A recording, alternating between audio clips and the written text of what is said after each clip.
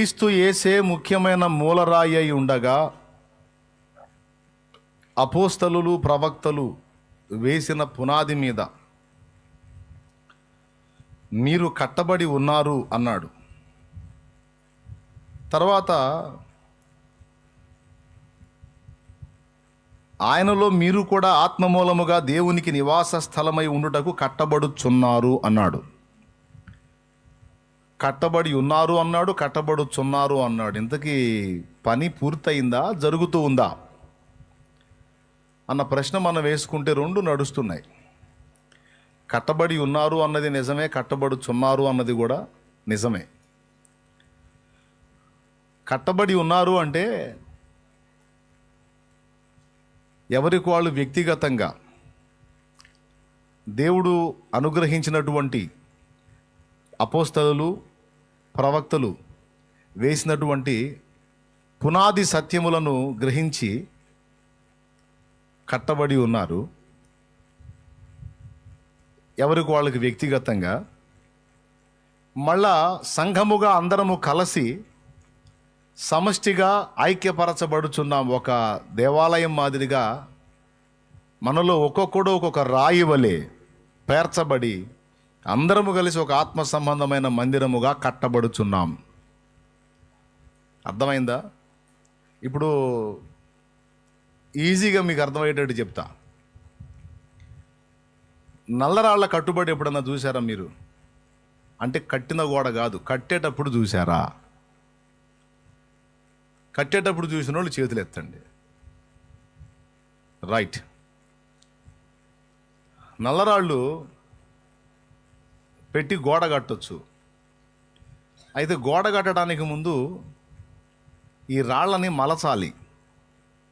నల్లరాళ్ళన్నీ ఒకే సైజులో ఒకే కొలతలో ఉండవు, ఎక్కువ తక్కువలు ఉంటాయి. కొన్ని రాళ్ళు అయితే గుండ్రాళ్ళలాగా ఉంటాయి. వాటిని గోడలో పెట్టాలంటే కరెక్ట్గా నూలు దారానికి లైన్గా అవి రావాలి అంటే వాటిలో రౌండ్గా ఉన్న రాళ్ళకి కొన్ని మొఖాలు చెక్కాలి. కాబట్టి ఇప్పుడు వరుసలో రాయిని నిలపాలంటే ముందు దాని మీద చెక్కడం పని జరగాలి. ఫస్ట్ దాన్ని రెడీ చేయాలి. దాన్ని సిద్ధపరచడం ఒక పని. దాన్ని తీసుకొచ్చి వరుసలో పెట్టి గోడ కట్టడం రెండో పని. రాయి సింగిల్గా సిద్ధమైతే గోడ అయిపోదు,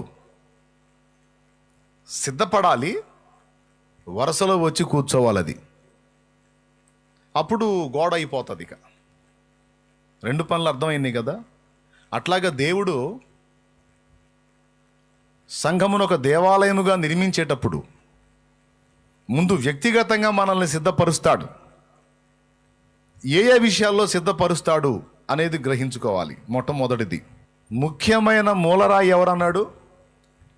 క్రీస్తు అన్నాడు. గుర్తుపెట్టుకోండి.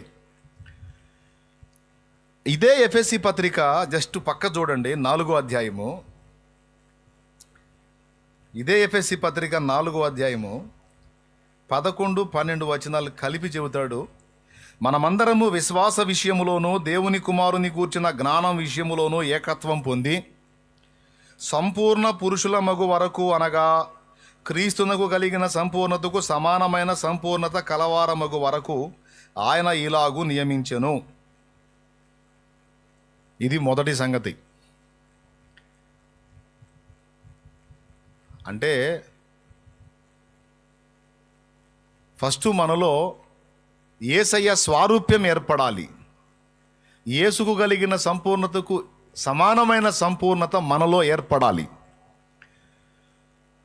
మనలో క్యారెక్టర్ పరమైనటువంటి మార్పు. ప్రాచీన పురుషుని తొలగించి నవీన పురుషుని యొక్క నింపుదల మనల్ని ఆవరించినట్లుగా మొదటి పని జరగాలి. మనలో దుష్ట స్వభావం, మానవ స్వభావం తొలగింపబడి దైవ స్వభావము నింపబడాలి.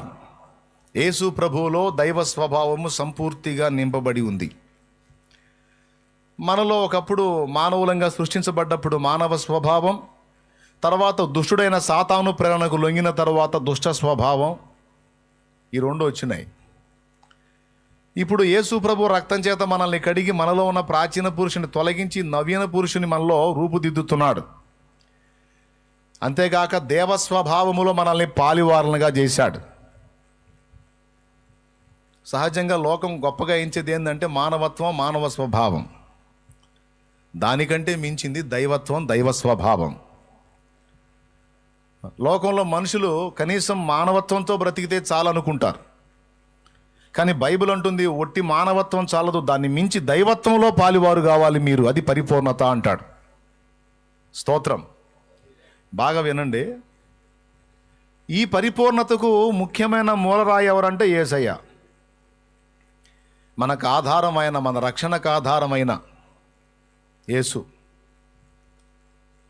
మన నిరీక్షణకు ఆధారం యేసు, మన విమోచనకు ఆధారం యేసు. అంతేకాదు మనం ఫాలో అవటానికి అద్భుతమైన మాదిరి యేసు.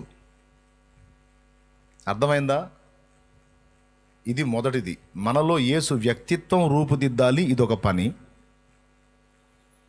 రెండవ పని ఏంటంటే యేసును గూర్చిన సత్యమే గాక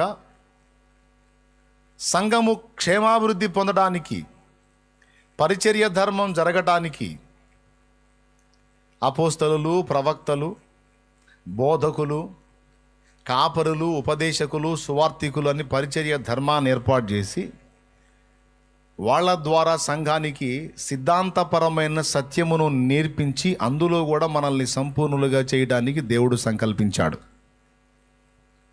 రెండు విషయాలు మనలో సంపూర్ణంగా నెరవేరాలి. ఒకటి, యేసు క్రీస్తు యొక్క వ్యక్తిత్వము సంపూర్ణంగా మనలో రూపుదిద్దుకోవాలి. నంబర్ 1. ఆయన సత్యమును గూర్చిన విషయం కూడా మనలో ఫుల్ఫిల్ కావాలి, మనలో ఏర్పడాలి. ఇప్పుడు ఈ రెండు మనలో నింపిన తర్వాత ఇలా నింపబడినటువంటి వ్యక్తులతో నిర్మితం అయ్యేదే దేవుని సంఘం, లేకపోతే దేవుని మందిరం, ఆత్మ సంబంధమైన మందిరం. కాబట్టి ఫస్ట్ దేవుడు మనల్ని రూపుదిద్దుకుంటాడు, ఎవరికి వాళ్ళని పర్సనల్గా. దానికోసం ప్రత్యేకంగా జోక్యం చేసుకుంటాడు. ఆ రూపుదిద్దటం అయిపోయిన తర్వాత మనల్ని వరుసలో పేరుస్తాడు. ఈ రెండు పనులు జరగాలి. సో కట్టబడి ఉన్నారు అంటే చెక్కబడి సిద్ధపరచబడ్డారు, అది అయిపోయింది. కొత్తగా వచ్చిన వాడికి స్టార్ట్ అయింది, తర్వాత కొంతకాలానికి అది సంపూర్తి చెందిద్ది. యేసు వ్యక్తిత్వాన్ని స్వతంత్రించుకోవడానికి ప్రయాసపడతాడు, యేసు సత్యాన్ని కూడా తన యందు నింపుకుంటాడు. ఈ రెండు జరిగిన తరువాత ఇక అతడు వరుసలోకి తీసుకొని రాబడతాడు. ఇక ఏ వరుసలో ఉండాలి అనేది ఇక దేవుడు నిర్ణయిస్తాడన్నమాట. వాని సామర్థ్యతను బట్టి దేవుడు వానికి ఇచ్చిన కృప, ఏ రాయి ఏ వరుసలో బెర్చాలి ఇక ఆయన కడతాడు ఇక ఆ సెక్షన్. అయితే క్రీస్తు యేసే ముఖ్యమైన మూలరాయి అయి ఉండగా అపోస్తలులు, ప్రవక్తలు వేసిన పునాది మీద మీరు కట్టబడి ఉన్నారు అన్న మాటని ఒక్కసారి మనం పరిగణలో తీసుకుందాం. ముఖ్యమైన మూలరాయిగా ఎవరిని పెట్టారు? వాళ్ళు యేసయ్యను పెట్టారు. తర్వాత మనందరినీ కూడా వరుసలో కట్టడానికి సిద్ధపరిచారు. ఒక పునాది అపోస్తలులు, ప్రవక్తలు వేసి దాని మీద ఆత్మ సంబంధమైన మందిరముగా మనందరినీ కూడా నిర్మాణం చేయడానికి నేర్పరైన శిల్పకారుని వలె నేను పునాది వేసి తిని మరి ఒకడు దాని మీద కట్టుచున్నాడు అన్నాడు పౌలు. పునాదులు వేసేశారు. పరిశుద్ధాత్మ దేవుడు అపోస్తలుల్ని, ప్రవక్తల్ని వాడుకొని పునాదులు వేసేశాడు. వీటిల్లో క్రీస్తు యేసు ముఖ్యమైన మూలరాయి. ఈ మూలరాయిని సపరేట్గా విడగొట్టి మనం చూడాలి. మస్తు సార్లు ఆయన గూర్చి ధ్యానించాం. మనందరికీ నంబర్ 1లో వచ్చేది యేసయ్యే. ఇకపోతే అపోస్తలులు ప్రవక్తలు వేసిన పునాదులేంటి? పౌలు గారు అన్నాడు కొరింథీయులకు రాసినటువంటి మొదటి పత్రిక 3వ అధ్యాయంలో, నేను నేర్పరైన శిల్పకారుని వలె పునాది వేసి తిని మరి ఒకడు దాని మీద కట్టుచున్నాడు. వేయబడినది తప్ప మరి ఒక పునాది ఎవడును వెయ్యనేరడు. ఆల్రెడీ ఒక పునాది వేసిన తర్వాత మళ్ళా నేను ఇంకో పునాది వేస్తానంటే కుదరదు. మేము వేయాల్సిన పునాది మేము వేసాం. ఇక కట్టబడేది ఏదన్నా ఉంటే దాని మీద కట్టబడాలి. అంతేగాని మళ్ళీ మీరు సొంతంగా పునాదులు వేయడానికి ట్రై చేయొద్దు. ఆల్రెడీ వేయబడింది పునాది, మళ్ళీ దాని మీద పునాది వేయటం అంటే రెండు జరగాల. ఒకటి మార్చనా, అది తీసేసి మార్చి కొత్తది వేయాలా, లేకపోతే దాని మీద మళ్ళీ మెంటలోలాగా పునాది మీద పునాది వేసుకుంటా రావాలా. అట్లా చేయకూడదు బాబు. ఒకసారి పునాది వేసిన తర్వాత ఇక దాని మీద కట్టడమే జరగాలి. స్తోత్రం. లేదా దాన్ని పెకలించి ఇంకొకటి వేయాలి. కాబట్టి అపోస్తలులు ప్రవక్తలు వేసినటువంటి బేసిక్స్ని మీరు చెడగొట్టకూడదు. ఇది బాగా 4-5 సార్లు మీకు ఎందుకు మళ్ళా చెప్పానంటే, చాలామందికి ఈ పునాదులను గూర్చినటువంటి అవగాహన లేదు. మూలరాయి గురించి మనందరికీ బాగా తెలుసు.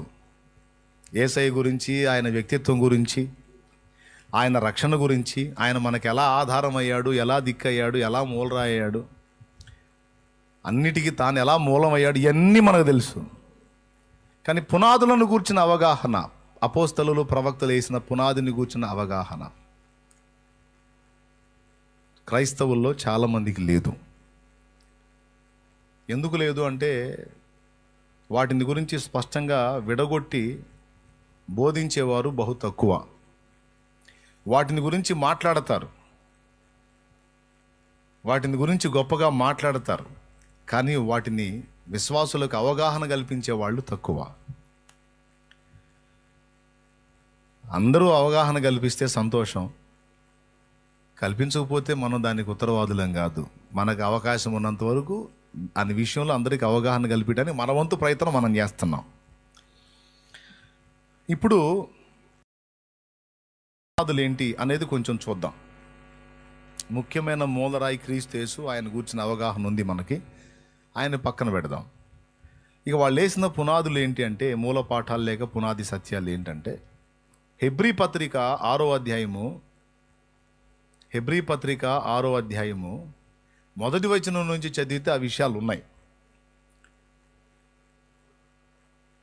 హెబ్రీ 6:1, కాబట్టి నిర్జీవ క్రియలను విడిచి మారు మనసు పొందుటయు దేవుని యందలి విశ్వాసమును బాప్తిస్మములను గూర్చిన బోధయు హస్త నిక్షేపమును మృతుల పునరుద్ధానమును నిత్యమైన తీర్పును అనుపునాది మరలా వేయక క్రీస్తును సంపూర్ణుల మగుటకు సాగిపోదము అంటాడు.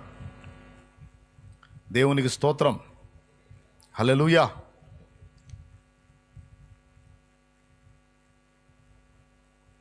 ఇక్కడ ఎన్ని సంగతులు చెప్పాడండి? మొదటిది మారు మనస్సు, రెండవది విశ్వాసము, మూడవది బాప్తిస్మములను గూర్చిన బోధ, నాలుగవది హస్త నిక్షేపణం, ఐదవది మృతుల పునరుద్ధానం, ఆరవది నిత్యమైన తీర్పు. ఈ 6 సంగతులు. ఈ 6ంటితో పాటు వీటిని గురించి తెలుసుకునేటప్పుడు ముందుగా ముఖ్యమైన మూలరాయి ఎవరంటే క్రీస్తు. ఆయన గురించి కూడా తెలుసుకొని ఉండాలి. యేసయ్యను గురించి దేవుని కృపను బట్టి మనందరికీ అవగాహన ఉంది. యేసయ్య మన మధ్య ఎప్పుడైతే ప్రచురపరచబడ్డాడో, ఆయన నామం ఎప్పుడైతే ప్రకటింపబడిందో, ఇక ఆయన గురించే తెలుసుకోవటం మొదలుపెట్టాం. ఆయన ఆది అంతములో లేనివాడు, అద్వితీయ దేవుడు, తండ్రి అయిన దేవునిలో ఒక భాగమై ఉన్నవాడు, దేవునితో సమానముగా ఉన్నవాడు. ఈ సృష్టి నిర్మాణానికి దేవుడు పూనుకున్నప్పుడు దేవునిలో నుండి వెలుపటికి వచ్చి దేవుని యొక్క తండ్రి అయిన దేవుని యొక్క ఆలోచన ప్రకారం లేదా ఆజ్ఞ ప్రకారం సమస్తమును నిర్మించిన వాడు యేసయ్యే. ఇది మనకు తెలిసింది. సృష్టికర్త యేసే. సృష్టి పాపములో పడినప్పుడు దాని విమోచనార్థమై దాని కొరకు ప్రాణత్యాగం చేసి తిరిగి లేచింది యేసే. సృష్టి అనగా ఎంతమంది మానవులు కానీ దేవదూతలు కానీ ఇహమందు పరమందు అందరికీ కూడా పాప శాప విమోచనార్థమై క్రయధనముగా రక్తమును చిందించి ధర్మశాస్త్రమును నెరవేర్చి కేవలం ఆయన యందలి విశ్వాసము ద్వారా అందరికీ రక్షణ కలుగుటకు కారకుడు యేసే. ఇది మనందరికీ తెలిసిన విషయమే. యేసు సృష్టించాడు. ఆ సృష్టి పాపములో పడినప్పుడు యేసే వచ్చి ప్రాణత్యాగం చేశాడు. ఆ సువార్త సత్యము ప్రజలకు అందుబాటులోకి వచ్చేటట్లుగా ఆయనే జోక్యం చేసుకున్నాడు. తర్వాత ఆ సువార్త విని రక్షింపబడి ఆయన చెప్పిన క్రమంలో సిద్ధపరచబడిన వారిని తిరిగి తీసుకొని పోవడానికి ఆయనే రాబోతున్నాడు. వచ్చి ఆయన త్వరలో తీసుకెళ్తాడు. వెళ్ళిన తర్వాత యుగయుగాలు తనతో కూడా మనం కలిసి భూమి మీద 1000 ఏళ్ల రాజ్యం, తర్వాత నిత్యత్వం అంతా కూడా ఆయనతో కలిసి ఆ సియోనులో నూతన యెరూషలేములో మనం ప్రభుతో కలిసి బ్రతికేటువంటి అద్భుతమైన ఘట్టం భవిష్యత్తులో రాబోతుంది. దీనంతటికీ ఆధారం యేసే. ముఖ్యమైన మూలరాయి క్రీస్తు. ఆయనను గూర్చినటువంటి విషయాలు దాదాపు ఆయన క్యారెక్టర్ ఏంటి, వ్యక్తిత్వం ఏంటి, ఆయన ఎలా రక్షకుడు, ఆయన ఎలా ధర్మశాస్త్రాన్ని నెరవేర్చాడు, ఆయనను గూర్చిన అవగాహన దాదాపు సేవకులు మాట్లాడుతూ ఉంటారు. చాలా ఉపదేశాల్లో మనం వింటాం, తర్వాత సువార్తల్లో చదివాం, అంతా ఓకే. మూలరాయి గురించి 4 సువార్తల్లో చెప్పబడింది. కాబట్టి ఆ మూలరాయిని కొంచెం పక్కన పెడితే ఇక మిగిలిన 6 సంగతులు ఉన్నాయి. మొత్తం కలిపితే 7. నంబర్ 1 క్రీస్తు, నంబర్ 2 మారు మనస్సు, నంబర్ 3 విశ్వాసం, నంబర్ 4 బాప్తిస్మములను గూర్చిన బోధ, నంబర్ 5 హస్త నిక్షేపణ, నంబర్ 6 మృతుల పునరుద్ధానం, నంబర్ 7 నిత్యమైన తీర్పు. క్రైస్తవుణ్ణి నేను యేసు ప్రభు బిడ్డని, నేను చర్చికి వెళ్తున్నాను, నేను యేసు ప్రభులో కొనసాగుతున్నాను అని చెప్పే ఏ వ్యక్తికైనా ఈ 7 విషయములను గూర్చి అవగాహన ఉండాలి. ఏ వ్యక్తిని అడిగినా ఈ 7 ఏ సంగతిని గూర్చి అడిగినా విశ్వాసి చెప్పగలిగి ఉండాలి. ఆ విధంగా దైవజనుడు విశ్వాసులకు అవగాహన కల్పించాలి. మొట్టమొదట యేసుక్రీస్తును గూర్చి అవగాహన కల్పించాలి. రెండవది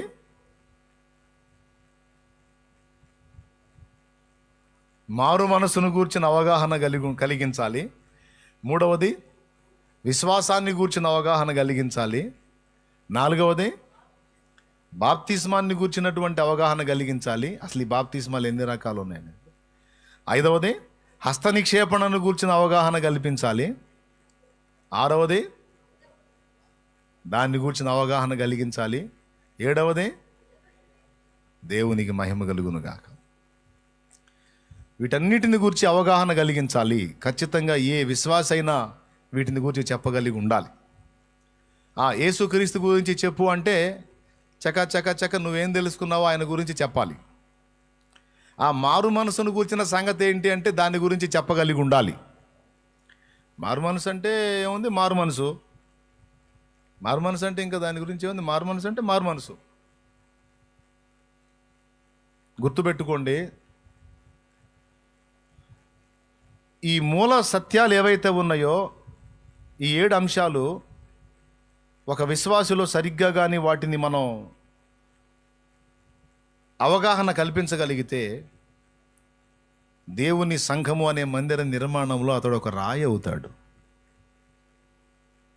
దేవునికి స్తోత్రం కలుగునుగాక. హల్లెలూయా. ఏమవుతాడు? ఒక రాయి అవుతాడు. వరుసలో ఒక రాయి అవుతాడు. ఇప్పుడు రాయి చెక్కబడకపోతే, సరిగ్గా అది సిద్ధపరచబడకపోతే వరుసలోకి రాదు. వరుసలోకి రావాలంటే ముందు దాన్ని సిద్ధపరచాలి. పౌలు గారు ఎఫెసీ సంఘానికి వాటిని వేసేశాడు. వాటిని గూర్చిన అవగాహన కల్పించాడు. కాబట్టి అంత ధైర్యంగా చెప్పగలిగాడు. క్రీస్తు యేసే ముఖ్యమైన మూలరాయి అయి ఉండగా అపోస్తలులు ప్రవక్తలు వేసిన పునాది మీద మీరు కట్టబడి ఉన్నారంటే కట్టినోడు ఎవరు? పౌలే. అపోస్తలులు ప్రవక్తలు వేసినటువంటి పునాదిని వారికి నేర్పి దాని మీద వారికి కట్టబట్టానికి వాళ్ళని సిద్ధపరిచిన వాడు పౌలే. ఆల్రెడీ మీకు అది నేను అవగాహన కల్పించేశాను. దాని గురించి మీకు అవగాహన దొరికింది. మీరు వాస్తవానికి అన్యజనులు అయితే మీరు క్రీస్తులోకి వచ్చారు. ఒకప్పుడు మీరు దేవుడు లేనివారు, పరదేశులు, పరజనులు. అయితే క్రీస్తు యేసునందు మీరు యూదులతో పాటు సమాన వారసత్వాన్ని పొందారు. విశ్వాసమును బట్టి కృపచేత మీరు రక్షింపబడి మీరు కూడా యూదులతో ఈక్వల్ అయిపోయారు. విశ్వాసమును బట్టి వారు ఎలాగ దేవుని సంబంధంలో అదే విశ్వాసాన్ని బట్టి అన్యజనులైన మీరు కూడా దేవుని సంబంధులై వారితో ఈక్వల్ అయిపోయారు.